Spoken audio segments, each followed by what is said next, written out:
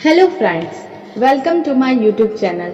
आज के इस वीडियो में हम नेट के पाठ्यक्रम में संकलित इकाई 7 की कहानी उसने कहा था का कथावाचन करेंगे। तो आइए प्रस्तुत है यह कहानी उसने कहा था, जिसके लेखक चंद्रधर शर्मा गुलेरी जी हैं। उसने कहा था, चंद्रधर शर्मा गुलेरी। बड़े बड़े शहरों के इक्के गाड़ी वालों की जबान के कोड़ों से जिनकी पीठ छिल गई है और कान पक गए हैं, उनसे हमारी प्रार्थना है कि अमृतसर के बम्बू काट वालों की बोली का मरहम लगावे। जब बड़े बड़े शहरों की चौड़ी सड़कों पर घोड़े की पीठ को चाबुक से धुनते हुए इक्के वाले कभी घोड़ों की नानी से अपना निकट संबंध स्थिर करते हैं, कभी राह चलते पैदलों की आंखों के ना रहने पर तरस खाते हैं, कभी उनके पैरों की अंगुलियों के पोड़ों को चीथ कर अपने ही को सताता हुआ बताते हैं और संसार भर की ग्लानि, निराशा और क्षोभ के अवतार बने नाक की सीध चले जाते हैं। तब अमृतसर में उनकी बिरादरी वाले तंग चक्करदार गलियों में हर एक लड्डू वाले के लिए ठहर कर सब्र का समुद्र उमड़ा कर, बचो खालसा जी, हटो भाई जी, ठहरना भाई, आने दो लाला जी, हटो बाछा, कहते हुए सफेद फेटों, खच्चरों और बत्तकों, गन्ने और खोमचे और भाड़े वालों के जंगल में राह खेते हैं। क्या मजाल की जी और साहब बिना सुने किसी को हटना पड़े। यह बात नहीं कि उनकी जीभ चलती ही नहीं, चलती है, पर मीठी छुरी की तरह महीन मार करती हुई। यदि कोई बुढ़िया बार बार चितौनी देने पर भी लीक से नहीं हटती, तो उसकी वचनावली के ये नमूने हैं। हट जा जीने जोगिए, हट जा कर्मा वालिए, हट जा पूता प्यारिए, बच जा लंबी वालिए। समष्टि में इनके अर्थ है कि तू जीने योग्य है, तू भाग्यों वाली है, पुत्रों को प्यारी है, लंबी उम्र तेरे सामने है, तू क्यों मेरे पहिए के नीचे आना चाहती है, बच जा। ऐसे बम्बू काट वालों के बीच में होकर एक लड़का और एक लड़की चौक की एक दुकान पर आ मिले। उसके बालों और इसके ढीले सुथने से जान पड़ता था कि दोनों सिख हैं। वह अपने मामा के केस धोने के लिए दही लेने आया था और यह रसोई के लिए बढ़िया। दुकानदार एक परदेसी से गुथ रहा था, जो शेर भर गोले पापड़ों की गड्डी को गिने बिना हटता न था। तेरे घर कहाँ है? मगड़े में। और तेरे? मांझे में। यहाँ कहाँ रहती है? अतर सिंह की बैठक में। वे मेरे मामा होते हैं। मैं भी मामा के यहाँ हूँ। उनका घर गुरु बाजार में है। इतने में दुकानदार निपटा और इनका सौदा देने लगा। सौदा लेकर दोनों साथ साथ चले। कुछ दूर जाकर लड़के ने मुस्कुराकर पूछा, तेरी कुरमाई हो गई? इस पर लड़की कुछ आंखें चढ़ाकर धत कहकर दौड़ गई और लड़का मुंह देखता रह गया। दूसरे तीसरे दिन सब्जी वाले के यहाँ, दूध वाले के यहाँ अकस्मात दोनों मिल जाते। महीना भर यही हाल रहा। 2-3 बार लड़की ने वैसे ही हंसी में चिढ़ाने के लिए पूछा, तो लड़की लड़के की संभावना के विरुद्ध बोली, हाँ हो गई है। कब? कल देखते नहीं यह रेशम से कढ़ा हुआ सालू। लड़की भाग गई। लड़के ने घर की राह ली। रास्ते में एक लड़के को मोड़ी में ढकेल दिया। एक छावली वाले की दिन भर की कमाई खोई। एक कुत्ते पर पत्थर मारा और एक गोभी वाले के ठेले में दूध उड़ेल दिया। सामने नहाकर आती हुई किसी वैष्णवी से टकराकर अंधे की उपाधि पाई। तब कहीं घर पहुंचा। राम राम, यह भी कोई लड़ाई है। दिन रात खंडकों में बैठे हड्डियां अकड़ गई। लुधियाने से 10 गुना जाड़ा और मेह और बर्फ ऊपर से पिंडलियों तक कीचड़ में धसे हुए हैं। गनीमत कहीं दिखता नहीं। घंटे 2 घंटे में कान के पर्दे फाड़ने वाले धमाके के साथ सारी खंदक हिल जाती है और 100-100 गज धरती उछल पड़ती है। इस गैबी गोले से बचे तो कोई लड़े। नगरकोट का जलजला सुना था। यहाँ दिन में 25 जलजले होते हैं। जो कहीं खंदक से बाहर साफा या कुहनी निकल गई तो चटाक से गोली लगती है। ना मालूम बेईमान मिट्टी में लेटे हुए या घास की पत्तियों में छिपे रहते हैं। लहना सिंह और 3 दिन है, 4 तो खंदक में बिता ही दिए। परसों रिलीफ आ जाएगी और फिर 7 दिन की छुट्टी। अपने हाथों झटका करेंगे और पेट भर खाकर सो रहेंगे। उसी फिरंगी मेम के बाग में मखमल की सी हरी घास है, फल और दूध की वर्षा कर देती है। लाख कहते हैं दाम नहीं लेती। कहती है तुम राजा हो, मेरे मुल्क को बचाने आए हो। 4 दिन तक पलक नहीं झपी। बिना फेरे घोड़ा बिगड़ता है और बिना लड़े सिपाही। मुझे तो संगीन चढ़ाकर मार्च का हुक्म मिल जाए, फिर 7 जर्मनों को अकेला मारकर ना लौटूं तो मुझे दरबार साहब की देहली पर मत्था टेकना नसीब ना हो। पाजी कहीं के कलों के घोड़े संगीन देखते ही मुंह फाड़ देते हैं और पैर पकड़ने लगते हैं। यूं अंधेरे में 30-30 फेंकते हैं। उस दिन धावा किया था, 4 मील तक एक जर्मन नहीं छोड़ा था। पीछे जनरल साहब ने हट जाने का कमान दिया, नहीं तो सीधे बर्लिन पहुंच जाते। क्यों? सूबेदार हजारा सिंह ने मुस्कुराकर कहा। लड़ाई के मामले जमादार या नायक के चलाए नहीं चलते।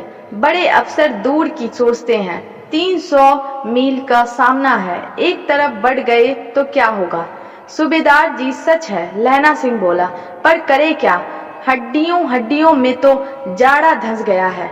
सूर्य निकलता नहीं और खाई में दोनों तरफ से चंबे की बावलियों के से सोते झर रहे हैं। एक दाव हो जाए तो गर्मी आ जाए। उद्यमी उठ, सिगड़ी में कोले डाल। वजीरा तुम 4 जने बाल्टियां लेकर खाई का पानी बाहर फेंको। महासिंह शाम हो गई, खाई के दरवाजे का पहरा बदला दे।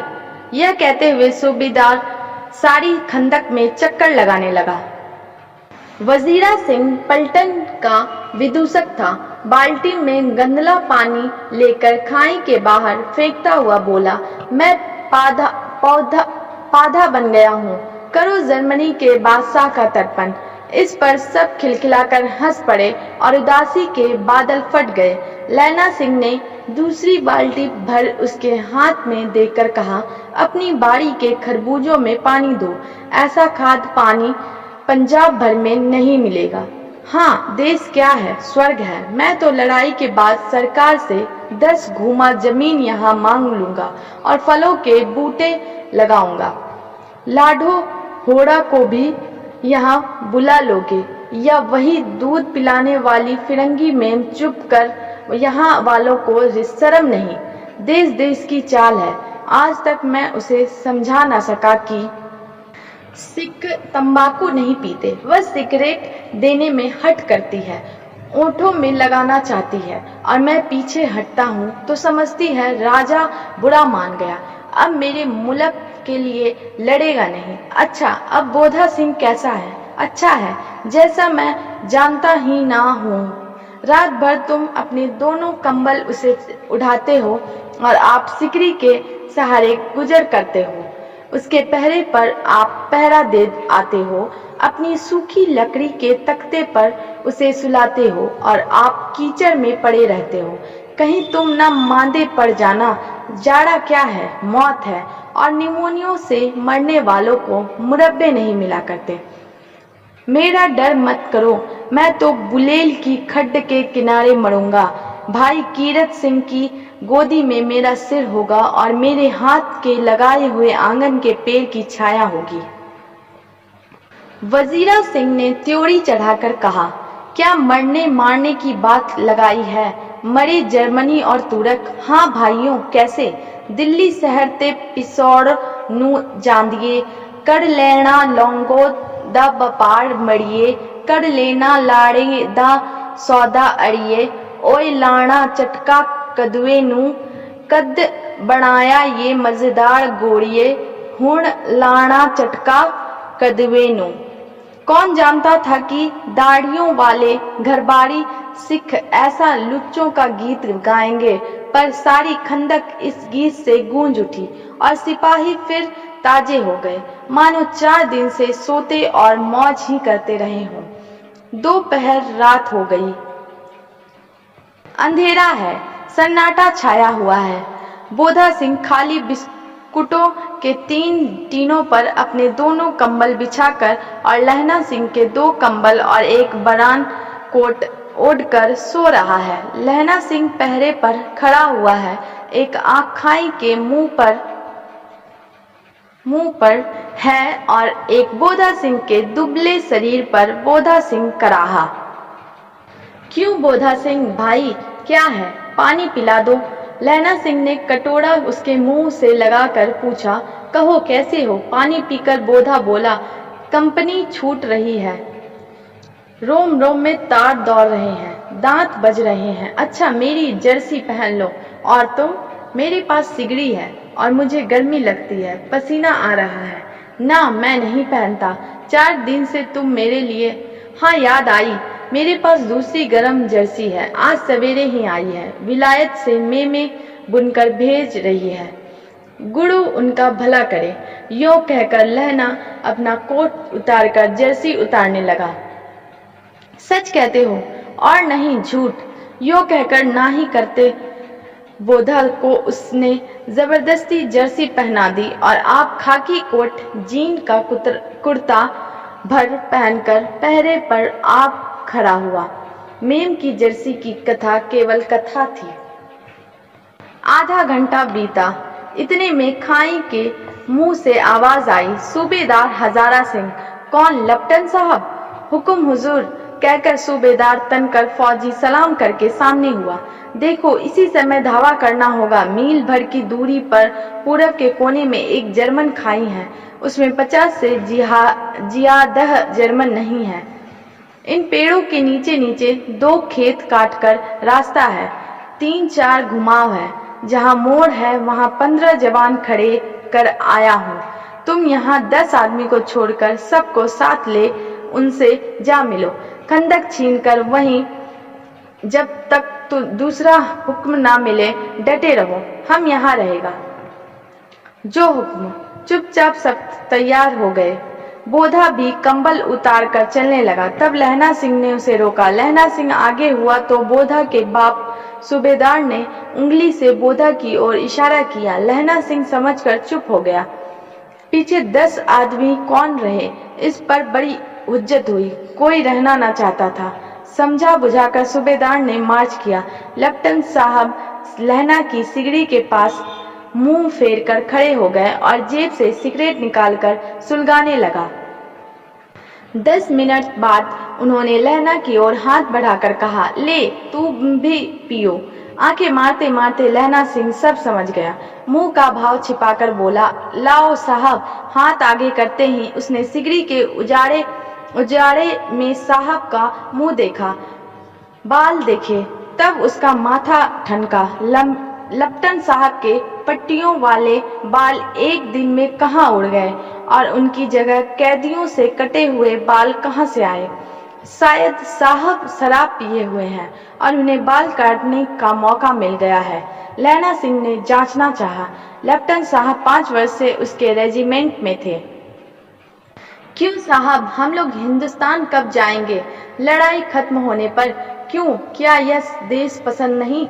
नहीं साहब, शिकार के वे मजे यहाँ कहाँ। याद है पर साल नकली लड़ाई के पीछे हम आप जगह धड़ी के जिले में शिकार करने गए थे। हाँ, वही जब आप खोते पर सवार थे और आपका खानसामा अब्दुल्ला रास्ते के एक मंदिर में जल चढ़ाने को रह गया था।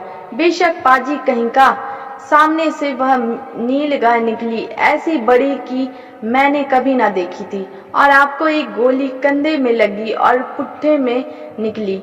ऐसे अफसर के साथ शिकार खेलने में मजा है। क्यों साहब, शिमले से तैयार होकर उस नील गाय का सिर आ गया था ना? आपने कहा था कि रेजिमेंट की मेस में लगाएंगे।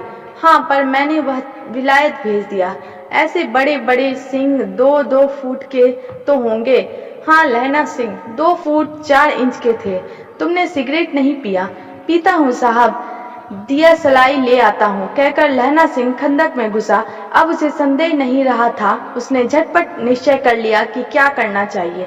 अंधेरे में किसी सोने वाले से वह टकराया। कौन? वजीरा सिंह? हाँ, क्यों लहना, क्या कयामत आ गई? जरा तो आंख लगने दी होती। होश में आओ, कयामत आई, और लेफ्टिनेंट साहब की वर्दी पहनकर यह कोई जर्मन आया है। सूबेदार ने इसका मुंह नहीं देखा, मैंने देखा और बातें की है। सोहरा साफ उर्दू बोलता है, पर किताबी उर्दू, और मुझे पीने को सिगरेट दिया है। तो अब मारे गए। धोखा है। सूबेदार होड़ा कीचड़ में चक्कर काटते फिरेंगे, और यहाँ खाई पर धावा होगा, उधर उन पर खुले में धावा होगा। उठो, एक काम करो, लेफ्टिनेंट के पैरों के निशान देखते देखते दौड़ जाओ। अभी बहुत दूर नहीं गए होंगे। सूबेदार से कहो कि एकदम लौट आवे। खंदक की बात झूठ है। चले जाओ, खंदक के पीछे से निकल जाओ, पत्ता ना खुड़के। देर मत करो। हुक्म तो यह है कि यहीं ऐसी तैसी हुक्म की। मेरा हुक्म जमादार लहना सिंह, जो इस वक्त यहाँ सबसे बड़ा अफसर है, उसका हुक्म है। मैं लेफ्टिनेंट साहब की खबर लेता हूँ। 8 नहीं 10 लाख, एक अकालिया सिख 1.25 लाख के बराबर होता है। चले जाओ। लौटकर खाई के मुहाने पर लहना सिंह चिपक गया। उसने देखा कि लेफ्टिनेंट साहब ने जेब से बेल के बराबर 3 गोले निकाले। तीनों को जगह जगह खंदक की दीवारों में घुसेड़ दिया और तीनों में एक तार सा बांध दिया। तार के आगे सूत की गुत्थी थी, जिसे सिगड़ी के पास रखा। बाहर की तरफ जाकर एक दिया सलाई जलाकर गुत्थी पर रखने, बिजली की तरफ दोनों हाथों से उल्टी बंदूक को उठाकर लहना सिंह ने साहब की कुहनी पर तान कर दे मारा। धमाके के साथ साहब के हाथ से दिया सलाई गिर पड़ी। लहना सिंह ने एक कुंदा साहब की गर्दन पर मारा। ऑफ मी गॉड कहते हुए चित्त हो गए। लहना सिंह ने तीनों गोले बिनकर खंदक के बाहर फेंके और साहब को घसीटकर सिगड़ी के पास लिटाया। जेबों की तलाशी ली। 3-4 लिफाफे और एक डायरी निकालकर उन्हें अपनी जेब के हवाले किया। साहब की मूर्छा हटी। लहना सिंह हंसकर बोला, क्यों लेफ्टिनेंट साहब, मिजाज कैसा है? आज मैंने बहुत बातें सीखी। यह सीखा कि सिख सिगरेट पीते हैं। यह सीखा कि जगाधारी के जिले में नील गायें होती हैं और उनके 2 फुट 4 इंच के सींगे होते हैं। यह सीखा कि मुसलमान खानसामा मूर्तियों पर जल चढ़ाते हैं और लेफ्टिनेंट साहब खोते पर चढ़ते हैं। पर यह तो कहो, ऐसा साफ उर्दू कहाँ से सीखाए? हमारे लेफ्टिनेंट साहब तो बिना डैम के 5 लफ्ज भी नहीं बोला करते थे। लहना ने पतलून की जेबों की तलाशी नहीं थी। साहब ने मानो जाड़े से बचाने के लिए दोनों हाथ जेबों में डाले। लहना सिंह कहता गया, चालाक तो बड़े हो, पर माझे का लहना इतने बरस लेफ्टिनेंट साहब के साथ रहा है। उसे चकमा देने के लिए 4 आंखें चाहिए। 3 महीने हुए। एक तुर्की मौलवी मेरे गांव में आया था। औरतों को बच्चे होने की ताबीज बांटता था और बच्चों को दवाई देता था। चौधरी के बड़ के नीचे मंजा बिछाकर हुक्का पीता रहता था और कहता था, जर्मन वाले बड़े पंडित हैं, वेद पढ़कर उसमें से विमान चलाने की विद्या जान गए हैं। गौ को नहीं मारते। हिंदुस्तान में आ जाएंगे तो गौ हत्या बंद कर देंगे। मंडी के बनियों को बहकाया था कि डाक खाने से रुपए निकाल लो, सरकार का राज्य जाने वाला है। डाक बाबू पोल्हू राम भी डर गया था। मैंने मुल्ला जी की दाढ़ी मुड़ दी थी। और गांव से बाहर निकालकर कहा था कि जो मेरे गांव में अब पैर रखा तो साहब की जेब में से पिस्तौल चली और लहना की जांघ में गोली लगी। इधर लहना की हेनरी मार्टिनी के 2 फायरों ने साहब की कपाल क्रिया कर दी। धड़ाका सुनकर सब दौड़ आए। बोधा चिल्लाया, क्या है? लहना सिंह ने उसे तो यह कहकर सुला दिया कि एक लड़का हुआ कुत्ता आया था, मार दिया और औरों से सब हाल कह दिया। सब बंदूकें लेकर तैयार हो गए। लहना ने साफा फाड़कर घाव की दोनों तरफ पट्टियां कसकर बांधी। घाव मांस में ही था। पट्टियों के कसने से लहू निकलना बंद हो गया। इतने में 70 जर्मन चिल्लाकर खाई में घुस पड़े। सिखों की बंदूकों की बाढ़ ने पहले धावे को रोका, दूसरे को रोका, पर यहाँ थे 8। लहना सिंह तक तक कर मार रहा था। वह खड़ा था और लेटे हुए थे और वे 70 अपने मुर्दा भाइयों के शरीर पर चढ़कर जर्मन आगे घुस आते थे। थोड़े से मिनटों में वे अचानक आवाज आई, वाह गुरुजी की फतेह, वाह गुरुजी की फतेह, वाह गुरुजी का खालसा। और धड़ाधड़ बंदूकों के फायर जर्मनों की पीठ पर पड़ने लगी। ऐन मौके पर जर्मन 2 चक्की के पाटों के बीच में आ गए। पीछे से सूबेदार हजारा सिंह के जवान आग बरसाते थे और सामने लहना सिंह के साथियों के संगीन चल रहे थे। पास आने पर पीछे वालों ने भी संगीन पिरोना शुरू कर दिया। एक किलकारी और अकाल सिखा दी फौज आई, वाह गुरुजी दी फतह, वाह गुरुजी दी खालसा, सत श्री अकाल पुरख। और लड़ाई खत्म हो गई। 63 जर्मन या तो खेत रहे या कराह रहे थे। सिखों में 15 के प्राण गए। सूबेदार के दाहिने कंधे में से गोली आर पार निकल गई। लहना सिंह की पसली में एक गोली लगी। उसने घाव को खंदक की गीली मिट्टी से पूर्ण और बाकी का साफा कसकर कमर बंद की तरफ लपेट लिया। किसी को खबर न हुई कि लहना को दूसरा घाव, भारी घाव लगा है। लड़ाई के समय चांद निकल आया था, ऐसा चांद जिसके प्रकाश से संस्कृत कवियों का दिया हुआ 6 नाम सार्थक होता है। और हवा ऐसी चल रही थी जैसे कि बाण भट्ट की भाषा में दंत विनोपदेशाचार्य कहलाती। वजीरा सिंह कह रहा था कि कैसे मन भर फ्रांस की भूमि मेरे बूटों से चिपक रही थी। जब मैं दौड़ा दौड़ा सूबेदार के पीछे गया था, सूबेदार लहना सिंह से सारा हाल सुन और कागजात पाकर उसकी तुरंत बुद्धि को सराह रहे थे और कह रहे थे कि तू ना होता तो आज सब मारे जाते। इस लड़ाई की आवाज 3 मील दाहिनी ओर की खाई वालों ने सुन ली थी। उन्होंने पीछे टेलीफोन कर दिया था। वहां से झटपट 2 डॉक्टर और 2 बीमार ढोने वाले गाड़ियां चली जो कोई 1.5 घंटे के अंदर अंदर आ पहुंचे। फील्ड अस्पताल नजदीक था। सुबह होते होते वहां पहुंच जाएंगे, इसलिए मामूली पट्टी बांधकर एक गाड़ी में घायल लिटाए गए और दूसरी में लाशें रखी गई। सूबेदार ने लहना सिंह की जांच में पट्टी बंधवानी चाहिए, पर उसने यह कहकर टाल दिया कि थोड़ा घाव है, सवेरे देखा जाएगा। बोधा सिंह ज्वर में बर्रा रहा था। वह गाड़ी में लिटाया गया। लहना को छोड़कर सूबेदार जाते नहीं थे। यह देख लहना ने कहा, तुम्हें बोधा की कसम है और सूबेदारनी की सौगंध जो इस गाड़ी में ना चले जाओ, और तुम मेरे लिए वहां पहुंचकर गाड़ी भेज देना, और जर्मन मुर्दों के लिए भी 2 गाड़ियां आती होगी। मेरा हाल बुरा नहीं है, देखते नहीं मैं खड़ा हूँ। वजीरा सिंह मेरे पास है ही।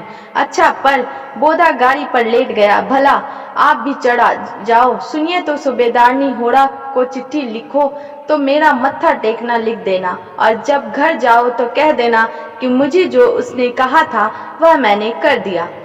गाड़ियां चल पड़ी थी। सूबेदार ने चढ़ते चढ़ते लहना का हाथ पकड़कर कहा, तैने मेरे और बोधा के प्राण बचाए हैं, लिखना कैसा? साथ ही चलेंगे। अपनी सूबेदारनी को तू ही कह देना उसने क्या कहा था। अब आप गाड़ी पर चढ़ जाओ, मैंने जो कहा वह लिख देना और कह भी देना। गाड़ी के जाते ही लहना लेट गया। वजीरा पानी पिला दे और मेरा कमर बंद खोल दे, तर हो रहा है। मृत्यु के कुछ समय पहले स्मृति बहुत साफ हो जाती है। जन्म भर की घटनाएं एक एक करके सामने आती है। सारे दृश्यों के रंग साफ होते हैं। समय की धुंध बिल्कुल उन पर से हट जाती है। लैना सिंह 12 वर्ष का है। अमृतसर में मामा के यहाँ आया हुआ है। दही वाले के यहाँ, सब्जी वाले के यहाँ, हर कहीं उसे 8 वर्ष की लड़की मिल जाती है। जब वह पूछता है तेरी कुलमाई हो गई, तब धत कहकर वह भाग जाती है। एक दिन उसने वैसे पूछा तो उसने कहा, हाँ कल हो गई। देखते नहीं यह रेशम के फूलों वाला सालू। सुनते ही लैना सिंह को दुख हुआ, क्रोध हुआ। क्यों हुआ? वजीरा सिंह पानी पिला दे। 25 वर्ष बीत गए। अब लैना सिंह नंबर 77 राइफल्स में जमादार हो गया है। उस 8 वर्ष की कन्या का ध्यान ही नहीं ना रहा। ना मालूम वह कभी मिली थी या नहीं। 7 दिनों की छुट्टी लेकर जमीन के मुकदमे की पैरवी करने पर वह अपने घर गया। वहां रेजिमेंट अफसर की चिट्ठी मिली कि फौज लाम पर चढ़ जाती है, फौरन चले आओ। साथ ही सूबेदार हजारा सिंह की चिट्ठी मिली कि मैं और सुबोधा सिंह भी लाम पर जाते हैं। लौटते समय हमारे घर होते जाना, साथ चलेंगे। सूबेदार का गांव रास्ते में पड़ता था और सूबेदार उसे बहुत चाहता था। लैना सिंह सूबेदार सिंह के यहाँ पहुंचा। जब चलने लगे तब सूबेदार बेढ़े में से निकल आया। बोला, लैना सूबेदारनी तुमको जानती है, बुलाती है, जा मिला। लैना भीतर पहुंचा। सूबेदारनी मुझे जानती है? कब से? रेजिमेंट के क्वार्टरों में तो कभी सूबेदार के घर के लोग रहे नहीं। दरवाजे पर जाकर मत्था टेकना कहना। असीस सुनी। लैना सिंह चुप। मुझे पहचाना नहीं? तेरी कुरमाई हो गई? धत कल हो गई। देखते नहीं रेशमी बूटों वाला सालू। अमृतसर में भावों की टकराहट से मूर्छा खुली, करवट बदली, पसली का घाव बह निकला। वजीरा पानी पिला, उसने कहा था। स्वप्न चल रहा है, सूबेदारनी कह रही है। मैंने तेरे को आते ही पहचान लिया। एक काम कहती हूँ, मेरे तो भाग फूट गए। सरकार ने बहादुरी का खिताब दिया है, लायलपुर में जमीन दी है। आज नमक हलाली का मौका आया है, पर सरकार ने हम तीमियों की एक घंगड़िया पलटन क्यों ना बना दी, जो मैं सूबेदार जी के साथ चली जाती। एक बेटा है, फौज में भर्ती हुए उसे 1 ही बरस हुआ है। उसके पीछे 4 और हुए हैं, पर एक भी नहीं जिया। सूबेदारनी रोने लगी। अब दोनों जाते हैं। मेरे भाग। तुम्हें याद है एक दिन टांगे वाले का घोड़ा दही वाले की दुकान के पास बिगड़ गया था? तुमने उस दिन मेरे प्राण बचाए थे। आप घोड़े की लातों में चले गए थे और मुझे उठाकर दुकान के तख्ते पर खड़ा कर दिया था। ऐसे ही इन दोनों को बचाना, यह मेरी भिक्षा है। तुम्हारे आगे मैं आंचल पसारती हूँ। रोती रोती सूबेदारनी ओबड़ी में चली गई। लैना भी आंसू पोंछता हुआ बाहर आया। वजीरा सिंह पानी पिला, उसने कहा था। लैना का सिर अपनी गोद में रखे वजीरा सिंह बैठा है।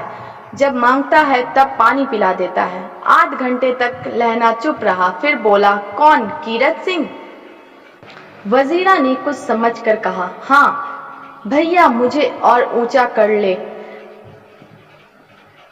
अपने पट्टे पर मेरा सिर रख ले। वजीरा ने वैसा ही किया।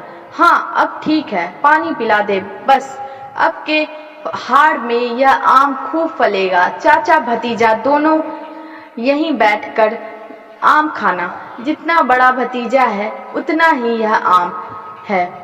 जिस महीने उसका जन्म हुआ था उसी महीने में मैंने इसे लगाया था। वजीरा सिंह के आंसू टप टप टपक रहे थे। कुछ दिन पिछले लोगों ने अखबारों में पढ़ा, फ्रांस और बेल्जियम 68वीं सूची मैदान में घावों से मरा। नंबर 77 सिख राइफल्स जमादार लैना सिंह। आशा करती हूँ कि मेरा छोटा सा प्रयास आप सभी को अच्छा लगा होगा। अगर वीडियो पसंद आए तो चैनल को लाइक, शेयर, सब्सक्राइब करें और बेल आइकन दबाएं ताकि आने वाली वीडियोस की नोटिफिकेशन आपको मिल पाए।